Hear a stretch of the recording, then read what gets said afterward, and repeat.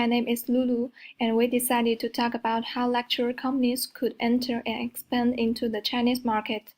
China is destined to be the second largest global economy by 2020 and to remain an engine of global growth for the next decade. At the end of the video, we are going to give some tips for a luxury company to enter into Chinese market. Hi, my name is Karima. The challenge of Chinese market entry has become an increasingly important concern for Western companies of all shapes and sizes, as Chinese economy has continued to grow by double-digit rates over the last couple of years. Understanding how to enter this large and complex market has become critical to most companies in B2B and B2C industries. Hello, my name is Mohamed. So we know that breaking into the China market successfully can seem like to be an almost impossible task for luxury companies that have limited or no experiences of doing business there. So the aim of this video is to highlight some of the key challenges that luxury companies face when entering the China market and to give practical recommendations of how to extend on China market. Hi, I'm Eric.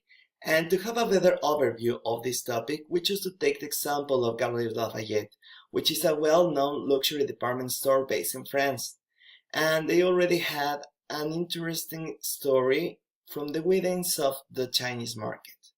Thus, we're going to show you a little animation regarding this topic and how they succeeded and entered and extended into this difficult market. Galeries Lafayette is a really important French store that operates in a number of other locations in France and other countries. And the most important store, the flagship store, is located on Boulevard Haussmann in the 9th district of Paris.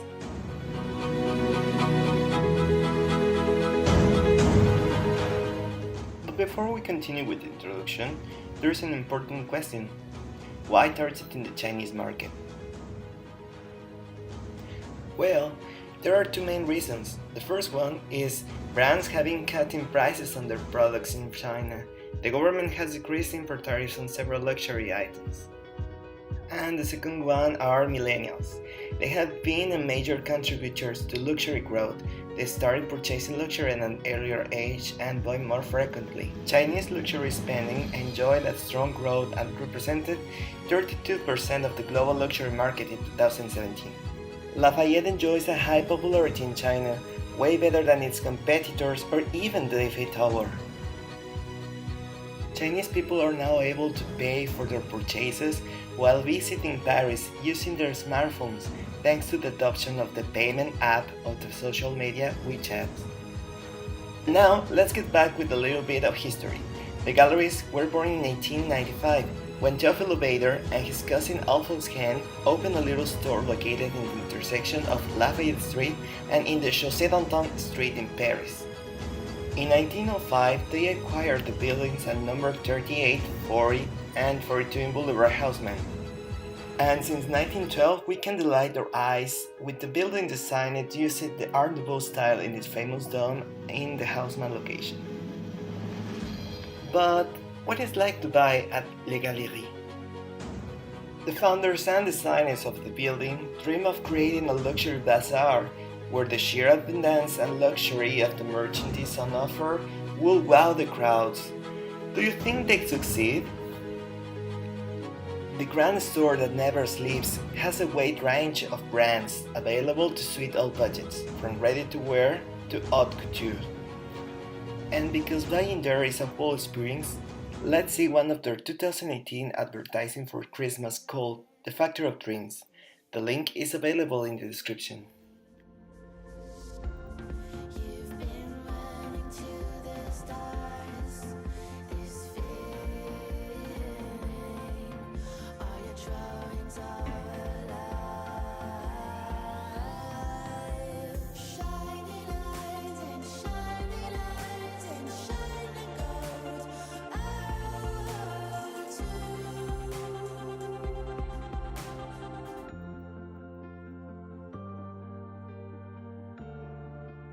Aux Galeries Lafayette, réalisez tous vos rêves de Noël. GaleriesLafayette.com. Now we are going to see how did Galeries Lafayette enter and expand the Chinese market. Galeries Lafayette opened their first ever store in China in Xidan, downtown Beijing, in 1997. But after only 1 year, the store was shut down due to lack of profit. 15 years later, in 2013, Galeries Lafayette decided to return to Beijing, but this time they were confident in not making the same mistakes as before. Instead of investing alone on the opening of a new store, Galeries Lafayette decided to partner with IT, the Hong Kong fashion leader, to overcome administrative and cultural challenges. Philippe Houzet, French chairman of Galeries Lafayette, had the ambition to create a new Beijing store that adapts to the local consumers and that is not a perfect duplicate of the Paris store. The chairman of Galeries Lafayette, Philippe Houzet, stated, "We are not a luxury store, we are a fashion store." He also admitted to aiming at fashion-addict customers who don't care about corruption. The last part, we are concerned about expanding the Chinese market with an example of Shanghai store. An opening of a new store in Shanghai's financial and trade zone on December 2018, in partnership with Shanghai Lujiazui, which means Chinese-based company engaged in real estate business, such as development buildings or shopping malls, etc. The project, including China's tallest building in the area, has more than 416,000 white-collar workers and more than 116,000 residents living in the high-end residential community. She said that the ideal location will give Galeries Lafayette some privileges in attracting high-end customers from this area, but he added that operation successfully in a highly competitive shopping mall market is not easy at all. Galeries Lafayette, or rather 老佛爷 in Chinese, the nickname of Empress Dowager Cixi, to use the familiar name given to the store by Chinese. Galeries Lafayette has the ambitious target of opening about 10 stores in China's 6 largest cities by 2025. Thanks to the example of Galeries Lafayette, now here are 5 tips for luxury companies to enter into Chinese market. Tip 1.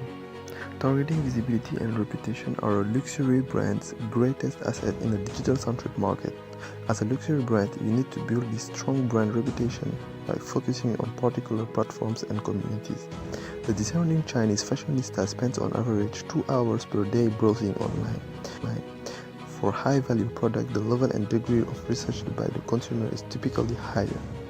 Anyone who spent time in China will instantly notice how digitally oriented this modern society has become across their social media and e-commerce platforms.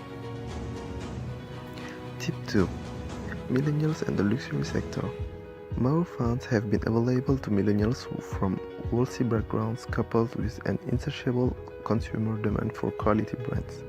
With such a huge surge of luxury and notoriety across China, tapping into this market and build brand loyalty can pay dividends for years to come with individuals so early in their consumption lifestyle. Tip 3. Chinese distributors are notoriously selective about which product they promote. They are looking for pre-existing sales. The better approach for luxury products is to build your brand, generate sales through cross-border platforms, and drive qualified prospects through digital efforts. Once a brand is more established and has sales figure, higher quality distributors are keen to take on the product that work with other well-known luxury names. Particularly in luxury, no part of the image and service can be compromised. Validate your concept online first, generate sales, and then develop your distribution. Tip 4. Chinese consumers are extraordinarily active on forums. In China, remain a powerful way of influencing sentiment and building a positive reputation. There are a host of platforms to consider, with the most important being Baidu, Zidao, Baidu Tiaba, Ziu, and Qiana. Consumers are active interests devoted to luxury products. They will share recommendations, image, shopping experiences, and thoughts on the brands. Tip 5. WeChat now has over 877 million daily active users, a new record for Chinese number one social tool. You need to drive traffic to your WeChat account to be active, sharing quality content in groups and incentivizing followers to repost content to their community. Thank you for watching our video and hope that you've enjoyed it. We wish you a great success into Chinese market.